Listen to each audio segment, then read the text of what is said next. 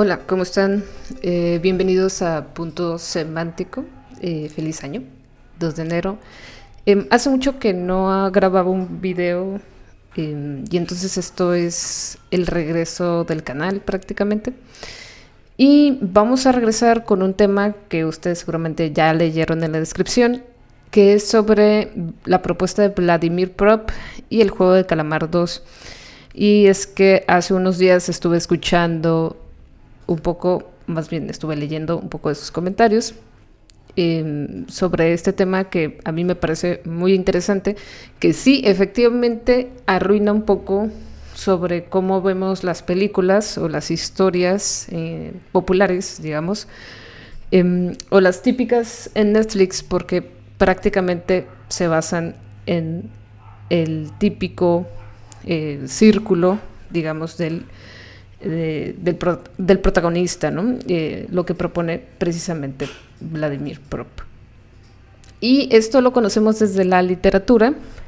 Recordemos que en un video que hice sobre esto, hablábamos sobre cómo Vladimir Prop es quien propone el análisis de cuentos clásicos tipo Disney y nos hace, digamos, reflexionar acerca de toda esta travesía del héroe. Y lo seguimos viendo hoy en día. Pero a partir de esto, vamos a analizar el juego de Calamar en su versión 2, porque efectivamente, como muchos videos ya lo han expresado, que tienen que ver con filosofía y sociología, el juego de Calamar representa, expresa en su totalidad el capitalismo desbordado. Algunos tal vez se posicionarían por el neocapitalismo y sus complicaciones que va a ir generando, pero parece el cierre de un análisis de un capitalismo desbordado, de un capitalismo que terminó su ciclo, digamos, hacia el 2008, con la crisis financiera que hubo en Estados Unidos. Y justamente, si recordamos un poco la historia de Corea, Corea está muy aliada, muy, digamos, estrechamente, históricamente relacionada debido a la Segunda Guerra Mundial. Y a partir de esto, Corea trata de salir adelante históricamente, económicamente, culturalmente, con estas alianzas que se forman, digo, esto también tiene que ver con Japón y muchas otras cosas, pero digamos que con estas alianzas que se forman, no solamente por la Segunda Guerra Mundial, sino por lo que pasa con Corea del Norte, toda la cultura empieza a girar en torno a cómo ganar, digamos, un tanto esta similitud con Estados Unidos. Digamos, recuperan cuestiones culturales, cuestiones económicas, que al final es el capitalismo que les ayuda a salir adelante con el apoyo de Estados Unidos, que en general no se explica de esta manera, pero es así, hay una ayuda de Estados Unidos y a partir de esto hay una evolución en la sociedad, no digamos evolución, sino una transformación en la sociedad que tiene que ver más con ser más afines hacia Estados Unidos, América, que con Europa, por ejemplo, que es algo que marca bastante el siglo XX, posicionando a Estados Unidos como el rey, y justamente hacia fines del, digamos, estamos entrando al 2025, pero entre esta coyuntura muy importante de 2020 a 2025, estamos viendo grandes cambios y vamos a seguir viendo grandes cambios históricos, económicos y culturales, precisamente por cómo Estados Unidos está perdiendo su poderío, su imperio, etc. Y esto lo podemos ahondar más, pero creo que es importante tocarlo porque al final no expresa del todo, a mi parecer, a mi análisis, el juego de Calamar, una situación presente, pero que sí, de alguna forma, siempre el ser humano repite, justo como Vladimir Prop habla de esta constante repetición del camino del héroe. Entonces vamos a ver arquetipos prácticamente durante toda esta visión del juego del calamar, y así como lo vemos en la mayoría de las películas, pero lo interesante al final es el mensaje social, filosófico, que trata de hacer reflexionar, pero como tirándose un balazo en el pie, porque al final se van a vender muchos juegos del calamar, las personas vamos a comprar, porque seguramente hasta yo voy a comprar algo del juego de calamar, pero vamos a comprar todos estos juegos y todos estos símbolos que acompañan esta historia, y lo vamos a revisar. Bueno, iniciemos un poquito con en la reseña del juego del calamar. Nos dice que la segunda temporada, pues esta historia se centra, como lo vemos en El Camino del Héroe, con Seong Jin-un, quien es el protagonista, el que vemos, el que conocemos, quien pues al sobrevivir a los juegos del calamar anteriores, se propone pues desmantelar la organización responsable de estas competiciones sádicas. No nos queda muy claro exactamente esa emoción de destruir. Bueno, a mí no me transmitió que realmente quisiera desmantelar la organización y que realmente estuviera convencido de hacerlo y el cómo hacerlo. Incluso lo vemos en el primer capítulo. Esto está lleno de spoilers, pero lo vemos en el primer capítulo, que prácticamente al entrar otra vez o tratar de iniciar otra vez entrar con el juego del calamar, pierde todo, ¿no? Prácticamente los descubren y al adentrarse pues ya no sabe exactamente qué hacer y utiliza nada de estrategia, porque como vemos en la primera temporada, nuestro héroe es ingenuo. Y justamente algo que marca Vladimir Prop es que el héroe puede tener estas mezclas de ingenuidad. No siempre son de liderazgo, y creo que eso es importante de remarcar, porque también podemos entender que el director de alguna forma está tratando de sí ver los arquetipos del héroe, pero digamos con un poco la actualidad, que sabemos que los hombres no todos son líderes, no todos son fuertes, no todos son grandes estrategas, no todos son grandes mentes o con grandes habilidades y destrezas. No, es una simple persona, un mortal cualquiera, con un número 456, que eso va a ser muy importante durante toda la serie y poco se habla de estos números. Y entonces, bueno, trata de ir enfrentando otra vez todos los juegos. Al final me parece que termina cayendo en la misma relación de poder, donde enfrenta la sumisión prácticamente, varios desafíos. Y la temporada pues profundiza un poco en la psicología de los personajes y amplía un universo en la serie, destacando al personaje trans, que al final es otra vez deshacernos el arquetipo de una persona trans que es totalmente femenino. Pero esto puede ser positivo o negativo, porque al final me parece que uno de los comentarios podría ser: él nunca ha dejado de ser hombre. Y por otro lado, el que él quiera ser mujer podría interpretarse como que las mujeres tenemos algún tipo de valor. No sé, creo que ahí me quedó de ver un poco más la profundidad del personaje, y también el aspecto físico. Creo que estuvo interesante, más no algo tan real. Digo, Corea es complejo y no solamente lo podemos ver relacionado con este personaje, sino también con el exintegrante de la banda coreana de Big Bang, este personaje del cabello moradito. Ahorita lo voy a poner el nombre porque no lo recuerdo bien. Y justamente este personaje no lo aceptaba la sociedad coreana y ha sido muy criticado el director por su decisión, porque él ya había cometido delitos en Corea y había dejado mucho tiempo de aparecer en público. Entonces, con su aparición es muy interesante el cómo mezcla también aspectos reales de la sociedad coreana. Y creo que también hay que entender un poco esto que es sobre la sociedad coreana. Hasta el momento hay críticas positivas. El Rotten Tomatoes está con una aprobación de 86%, una calificación promedio de 7.4 sobre 10. Y según esto, se va a estrenar la tercera temporada hasta junio del 2025, según una filtración. No lo han concretado, confirmado, pero más o menos ahí va la historia, donde sigue enfrentando, digamos, todos estos juegos. El primer juego es el mismo y los demás juegos van cambiando. Hay una revuelta.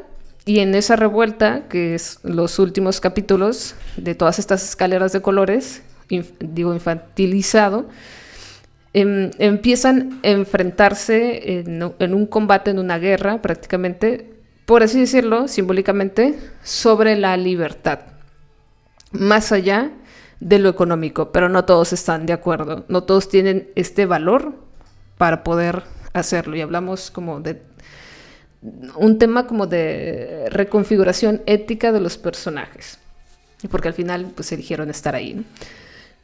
Vamos a repasar un poco las funciones de Vladimir Prop sobre el camino del héroe. Son 31 funciones narrativas que se repiten en las diferentes historias tradicionales, como ya lo había mencionado, y estas 31 funciones son el alejamiento, ¿no? Un miembro de la familia se aleja del hogar.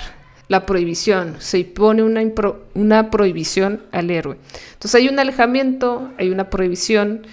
El alejamiento lo podemos ver en la última temporada, justamente. En esa última temporada, o sea, la primera temporada, pero en esta temporada, Ji-hoon se aleja de su vida cotidiana, ¿no? Para enfrentarse nuevamente en los juegos con el objetivo de desmantelar la organización. No se sube al avión, vuelve, digamos, al camino del héroe, y reinicia, como un círculo constante de, digamos, para tratar de realmente cumplir con la misión o una nueva misión que se está proponiendo el personaje. Y justamente esa es la vida, como también les mencionaba en el video anterior, que fue hace mucho, pero la vida se compone de diferentes metas conforme vas avanzando, como subiendo de nivel en tu propio juego de vida. Entonces el héroe, en general, en realidad, va cambiando de posiciones hasta que ya no es héroe y tal vez se vuelve el sabio, por así decirlo. Pero en este caso, el héroe sigue manteniendo este foco porque es dentro de la temporalidad de la serie, de la historia, pues es prácticamente justamente cuando deja el avión, él está pensando en cómo resolver la situación y decide al final que lo mejor es gastar su dinero en tratar de desmantelar esta organización. Después del alejamiento, que es el número 1, está la prohibición. Entonces se le advierte a este personaje, al héroe, que no interfiera con los juegos, pero al final, como todo camino del héroe, la prohibición pues se desvía, ¿no? Te escucho, te entiendo, pero no lo voy a seguir. Y procedo al número 3, que es la transgresión. Ji-hoon viola la prohibición al involucrarse activamente en sabotear los juegos. Luego va el 4, que es el interrogatorio. Los organizadores intentan descubrir quién está saboteando los juegos. Y esto lo vemos en los primeros capítulos, cuando nuestro otro antagonista, que fue uno de los más interesantes, empieza y entiende que lo está buscando. Ji-hoon lo está buscando y empieza a jugar, y bueno, lo encuentran jugando con todos estos gángsters, y pues se da cuenta al final que lo están buscando y que Ji-hoon lo está buscando. Por ende, pasa el quinto elemento después del interrogatorio, que es cuando atrapa a estos dos sujetos y se da cuenta que lo está buscando. Y luego va el tema de la información. Ji-hoon obtiene información crucial sobre la estructura interna de la organización, que es con nuestro personaje antagonista que se tira un pequeño recuerdo en el cerebro, ¿no? Hay un engaño ahí cuando Ji-hoon se disfraza para ocultar su identidad y pues tener diferentes objetivos dentro del juego, pero también hay una complicidad, que ese sería el número 7, donde algunos participantes también se unen al protagonista en su misión, mientras que otros pertenecen leales a la organización. Entonces tenemos, me informo, hay un engaño, ya sea por parte de ellos o del propio protagonista, hay una complicidad porque va encontrando a otros personajes que, si vemos nuestro ruleta de arquetipos, estos arquetipos también encontramos a los llamados amigos, ¿no? Nada más lo estoy buscando porque necesito tenerlo presente, ¿no? Y bueno, en estos arquetipos,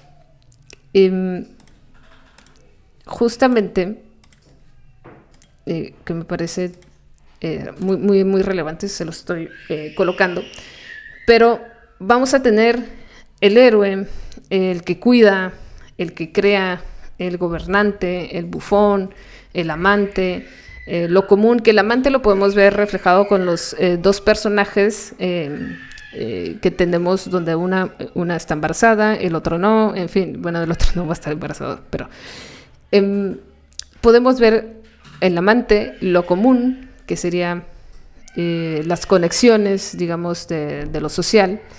También tenemos esta parte de la sabiduría, pero aún no se ve tan reflejado. Y la amistad me parece un tema que también es relevante dentro de esta serie, como lo especifican, pero tampoco es tan evidente esta relación de amistad y complicidad dentro de la serie, o no se observa así, no se observan relaciones fuertes para sostener la idea de que realmente quieren salir más que por su propia individualidad a través de la conexión con los otros.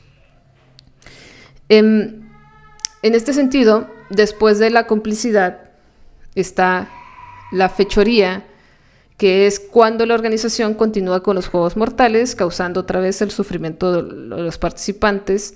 Y aunque hay una mediación en diferentes momentos, donde Ji-hoon reflexiona sobre su misión, las implicaciones de sus acciones, e incluso hay una parte donde realmente se pregunta, o pareciera que se pregunta, si es suficiente, e incluso solo junta a los de su equipo para poder explicarles que va a haber una noche, y que en esta noche, o que en esta oscuridad, van a haber grandes muertes, ¿no? Van a haber una cantidad de muertes importantes, y eso pues genera un problema, pero no le puede decir a los demás, porque ya no le están creyendo, ya no hay credibilidad.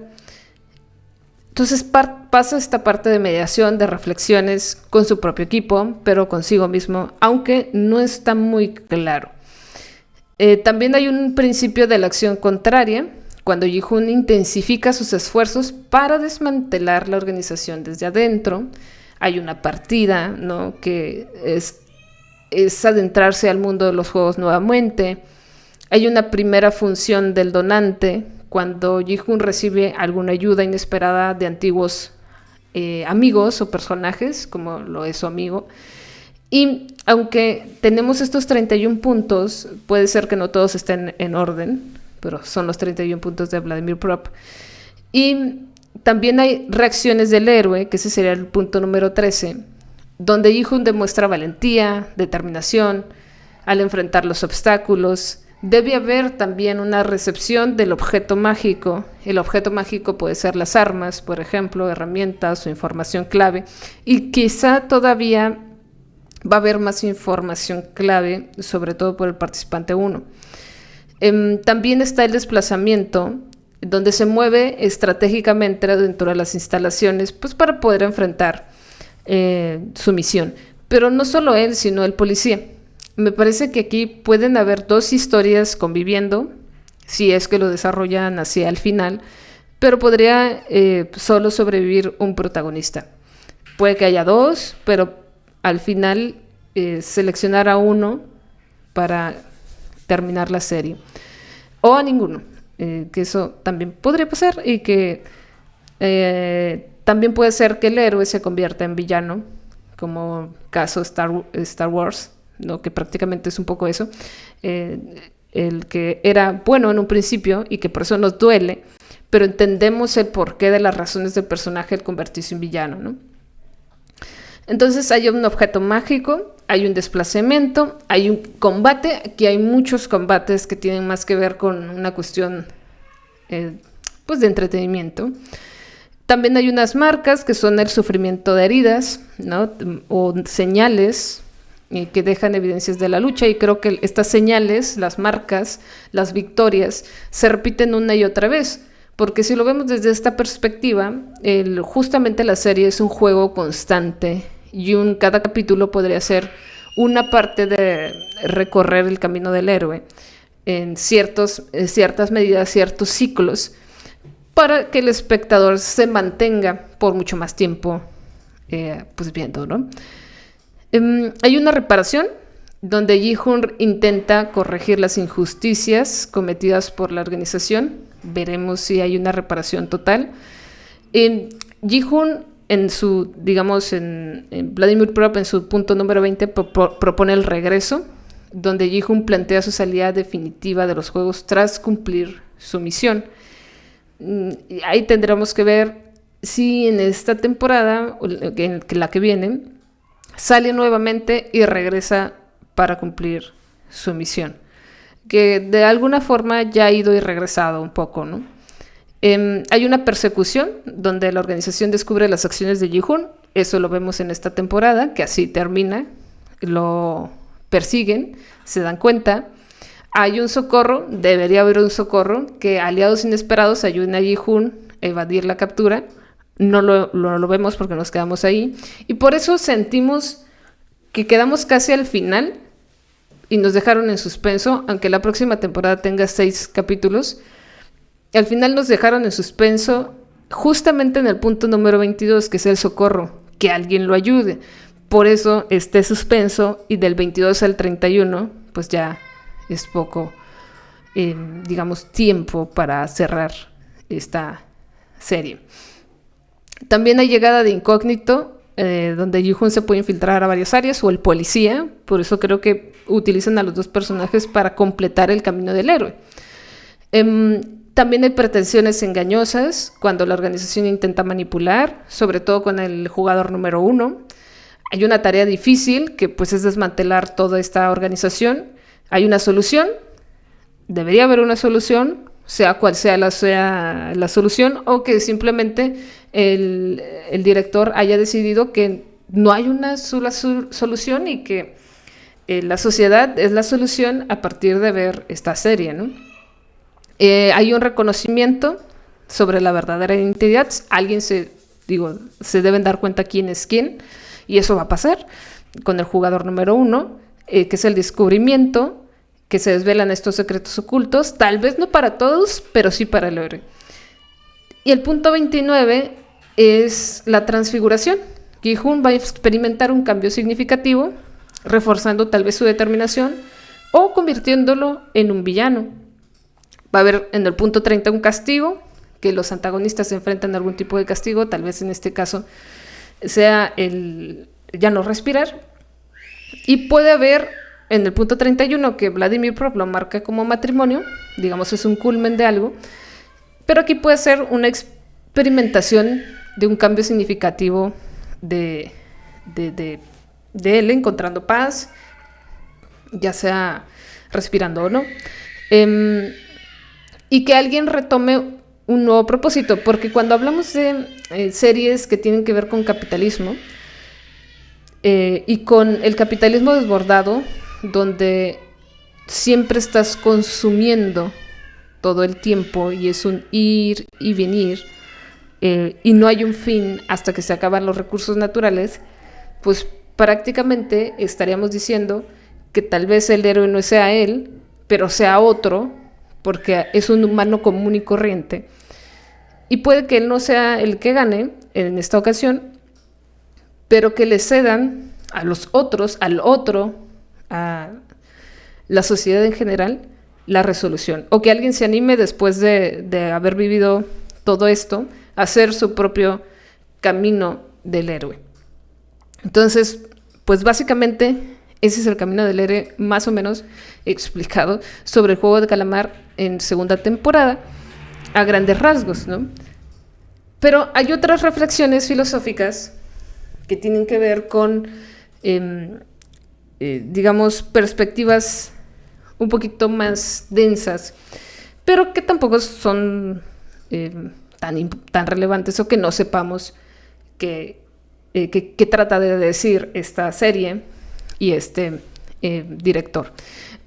Anteponiendo que la serie tardó más de 10 años en escribirse y que la segunda temporada es prácticamente fanservice, lo que significa que nos están dando lo que queremos.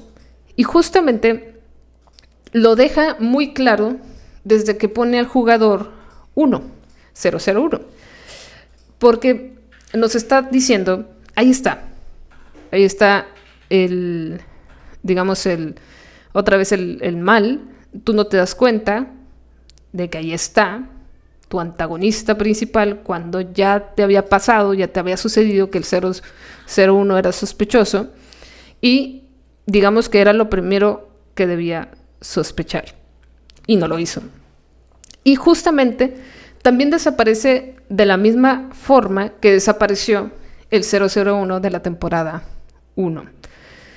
Y por otro lado, podría ser que todo esto haga reflexionar al 456 que no hay solución en este capitalismo desbordado. Puede ser que el director nos dé un poco de esperanza con el tema de la amistad, pero no queda tan claro qué tanto vale que una persona dé la vida por su amigo. Y esto lo notamos porque cada vez se vuelve más frío, ¿no? Pero bueno, veamos desde la perspectiva de Peter Sloterdijk. Peter Sloterdijk habla un poco del tema de la condición humana y la competencia mortal. En este sentido, Sloterdijk nos argumenta que la civilización prácticamente ha fracasado en domesticar al ser humano, permitiendo que la barbarie cotidiana aumente. Esto se refleja prácticamente en la serie. Todos estos personajes endeudados son llevados a situaciones extremas que al final, en una especie ya de éxtasis y de no dejar el esfuerzo que ya sometieron, cada vez van avanzando más. Es como el juego de la lotería que nos presentan al principio, ¿no? Te doy lotería, ¿quieres una lotería, un papelito de lotería o quieres un pedazo de pan para comer ahorita? Ambas pareciera que están mal, ¿no? Ambas decisiones podrían verse en esta sociedad como insuficientes. Te comes el pan, pero entonces no tienes ambición. Y en esta sociedad no tener ambición es muy mal visto. Al igual que si te doy el billete de lotería, lo tomas, también está mal. Porque no entiendes que la probabilidad es muy clara y estás jugando con estas probabilidades. Entonces, prácticamente el juego propone la supervivencia del más apto y tiene mucha relación con cómo hemos establecido la historia del ser humano, sobre todo con la manifestación del darwinismo. Y en este sentido, sí hay una crítica a la deshumanización, ¿no? Sloterdijk siempre cuestiona la eficacia del humanismo tradicional con la formación del ser humano contemporáneo, sugiriendo que se ha fallado en la domesticación del ser humano. Es decir, ahorita vemos que está regresando mucho el tema de la familia tradicional o de todo lo tradicional. Pero a veces, como sociedad, no nos damos cuenta de la raíz, que lo que queremos no es la familia tradicional, sino que los valores en general no se pierdan y que eso no convive directamente con hábitos, digamos hábitos culturales, como solo casarse tener hijos y seguir viviendo, como es una única forma de vivir, sobrevivir. Entonces hay mucha crítica sobre el tema de deshumanización, que al mismo tiempo nosotros al consumir esta serie nos deshumanizamos más. Y aunque es una gran crítica del capitalismo, pues cada vez vamos a ver más esta serie y vamos a seguir consumiendo, vamos a seguir gastando agua para poder ver estos videos. Entonces, es una gran crítica que al final preocupa a varios filósofos sobre cómo nos está entendiendo el punto de la crítica a la sociedad. Justamente Byung-Chul Han, que es un filósofo coreano que escribe como si no hubiera mañana, que critica bastante el desarrollo de, digamos, de consumo de cualquier tipo de contenido, pero que él mismo publica muchísimo, ¿no? Y que pareciera que no se da el tiempo de pensar y repensar y tener esta, digamos, conciencia total o pensada de lo que está escribiendo. Pero esto también podría llevarnos a pensar que pensar rápido también está mal, o pensar más rápido de lo normal está mal. Es complejo porque el que te lleve mucho tiempo tampoco quiere decir que lo vas a pensar mejor. Más bien pensaría yo en libros colectivos, ¿no? Pero bueno, Byung-Chul Han sí habla sobre la sociedad del cansancio. Y de hecho tiene un libro titulado La sociedad del cansancio y el tema de la autoexplotación. Entonces, Byung-Chul Han es discípulo de Sloterdijk y la serie al final pues muestra a estas personas agobiadas por deudas, por las expectativas sociales y se ven impulsados a autoexplotarse. En Corea del Sur, como en Japón, se ven como las personas, o en China, por ejemplo, se están grabando cotidianamente, de forma muy rápida, de forma fast entretenimiento, fast entertainment, ¿no? De generar TikToks todo el tiempo para poder seguir el curso de este capitalismo desbordado y que la producción sea mucho más rápida y que todos los demás consuman de forma más rápida y que puedan satisfacer el placer de los otros, que es un placer bastante primitivo y visual. Más allá de un placer reflexivo, hablamos de un placer de entender las cosas más rápido. Y esto también nos lleva un poco al ego humano, porque nadie se quiere sentir estúpido y todos queremos entender todo de forma rápida. En este sentido, también Sloterdijk habla de la esferología y las relaciones humanas, es decir, utiliza las esferas para describir los espacios de coexistencia humana y cómo estos se relacionan y se configuran en diversos ámbitos. Aquí lo podemos ver en la esferología, en cómo esta sociedad se va conformando en diferentes esferas que al final se unen como células de trabajo y se acuerdan según sus valores y según sus costumbres o sus gustos o su afinidad y conforman pequeñas esferas y relaciones humanas.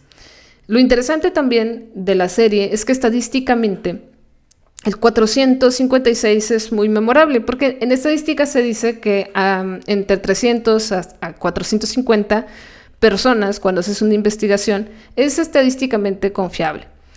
Es más o menos, digamos, me van a matar, pero es algo así, ¿no? El 300 es un número muy interesante. Pero justamente el 456, estadísticamente, es muy interesante para describir cómo funciona una sociedad de forma promedio y cómo las personas van decidiendo. De esos 456 siempre va a haber uno que va a querer hacer las cosas distintas. Y creo que eso es la propuesta que al final el juego de calamar trae, ¿no? Alguien va a ganar, porque es así, pero también va a haber alguien que haga las cosas distintas para poder ganar.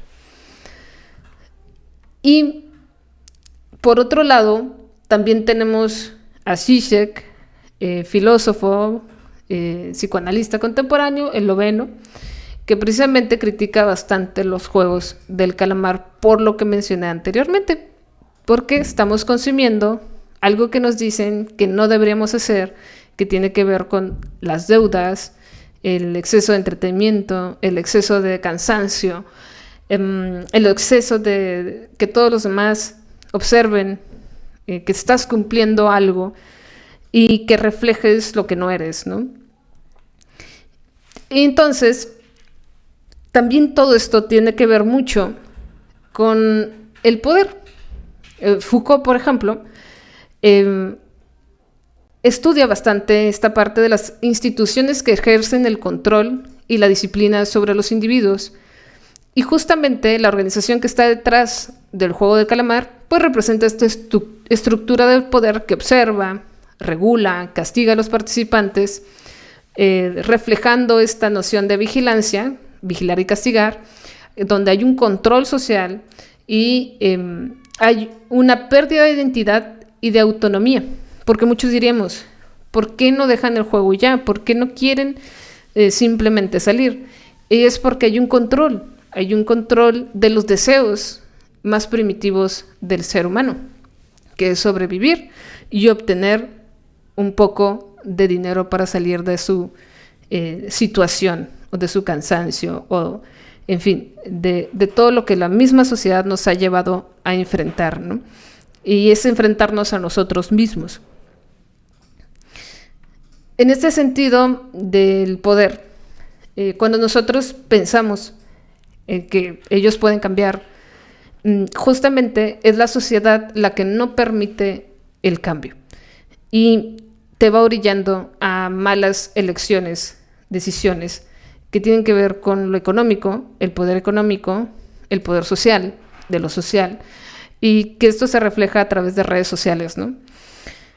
En una sociedad capitalista, alguien que queda en bancarrota, alguien que ha cometido crímenes, ya no puede reintegrarse y ya no puede convivir con los demás.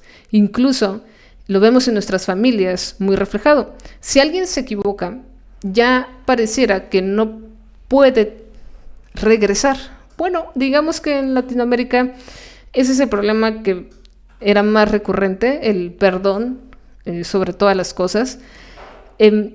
Y esto se refleja en esta sociedad que ellos han creado en el juego del calamar, donde están los que nadie, absolutamente nadie, quiere. Y se forma esta sociedad de los, digamos, desplazados, de los seres humanos que no funcionan en la sociedad y que ya no merecen nada porque simplemente ya son la escoria de la sociedad. Entonces esto nos lleva a muchas preguntas, porque realmente nosotros salvaríamos a personas que han cometido, por ejemplo, crímenes, que bueno, en este caso es dinero, pero salvaríamos a personas que han cometido crímenes, o realmente quisiéramos subsanar sus deudas, por ejemplo. Son diversas preguntas que podremos hacernos a partir de esta serie, ¿no? Entonces, creo que eso es lo relevante de esta serie. Por otro lado, también hay una cuestión simbólica, y esto lo podemos ver reflejado con Carl Jung, que tiene un libro por ahí de símbolos, que nos habla exactamente de qué es el círculo, qué es el triángulo, qué significa el cuadrado, un águila, una manzana, un árbol, nos da el significado de todo. Y el círculo en esta serie representa totalidad, perfección y el yo. El triángulo representa el tema de la Trinidad, de la aspiración, del conflicto. El cuadrado, por ejemplo, representa la estabilidad, el orden, la rigidez, el control. Y la serie está llena de símbolos. Justamente el número 456 es el más común. Digamos, es primero estadísticamente o numéricamente es progresivo, 4, 5, 6. Y justamente es el último participante, lo que representa la marginación de la humanidad. Es el último número, es el protagonista. Es que eso es lo que es curioso. El protagonista es el último número que expresa lo último de lo último en clase social. Es decir, no hay más. Está hasta abajo. Y justamente el último es el que no tiene nada que perder y que desea hacer un cambio. Preguntándole a ChatGPT, por ejemplo, nos dice que en numerología nos expresa un viaje hacia un destino que refleja transformación personal a lo largo de la serie. Y que prácticamente el 456 nos muestra la masificación y la idea de que el sufrimiento humano es un espectáculo consumible. Es decir, este número, que es el último, es la expresión de todos, no solamente del número como tal, sino que nos está expresando que ese es el promedio de las personas y que cualquiera podría ser el 456, por ejemplo, ¿no? Y todos estos colores y, digamos, juegos están representando precisamente una metáfora de la vida que se repite una y otra vez. El juego, como metáfora de vida, diría Jean-Paul Sartre, representa la elección que nosotros hacemos constantemente de nuestra existencia. El juego es inherente al humano, es algo que naturalmente hemos creado, porque es una simulación de algo que sí podemos alcanzar. Algo que no podemos alcanzar es la realidad. Y la realidad nos cuesta más que un juego. Tal vez en el juego sí puedo ganar y tengo la esperanza de poder ganar si es un juego. Y además viene acompañado de una recompensa rápida, que normalmente por eso nos gustan los juegos de feria, porque hay una recompensa que, aunque lo puedo comprar con mi dinero, hay una recompensa de esfuerzo o de suerte. Y sentir que algo superior nos acompaña, como la suerte o el azar, puede ser reconfortante para el ser humano. Porque otra vez es como si existiera un Dios, una divinidad, que sí me está cuidando y sí me apoya en las decisiones que he tomado. Baudrillard, por ejemplo, con el tema de simulación, el juego no solo son las apuestas, sino que también expresa la hiperrealidad, donde lo simbólico reemplaza la realidad y los adictos al juego buscan validación en esta simulación. Es prácticamente lo que comentaba. Necesitamos sentirnos útiles y sentir que progresamos, que tenemos algo de suerte en la vida, para que no sintamos la miseria. Y justamente podrían seleccionar aleatoriamente al ganador sin hacer los juegos. ¿Pero qué punto tendría? No tendría ningún punto. Y precisamente el juego es adictivo porque me da la posibilidad de hacer algo que en mi realidad no puedo. Y ese juego al final se termina y puede terminar y no pasa nada más que eso. En este sentido, pues el número de jugadores, los símbolos, como los guardias, cuando los triángulos, utilizan un triángulo, son mediadores prácticamente de la autoridad y los participantes. El círculo, por ejemplo, es la base de la jerarquía para ejercer el control y puede decirnos que esto es un sometimiento que se va a dar una y otra vez. Y el cuadrado, al ser rígido, también puede representar la prisión. En fin, todos estos símbolos al final es una expresión de cómo van a reprimir a los participantes, a los jugadores. Y digamos, la mayor reflexión que nos puede dar el juego del calamar es que vivimos atrapados en una situación de placer, deseos, de esperanza, de frustración, de miedos, pero que al final no tenemos el control absoluto, sino que hay alguien más allá que está controlando toda esta sociedad, que es precisamente el capitalismo desbordado, el seguir consumiendo una y otra vez. Y pues bueno, creo que me extendí, pero son algunas ideas que he tenido, y pues este sería el primer video del año. Espero que me haya dado a entender y que les haya interesado un poco esta información, y pues nos estaremos viendo en siguientes videos. Bye.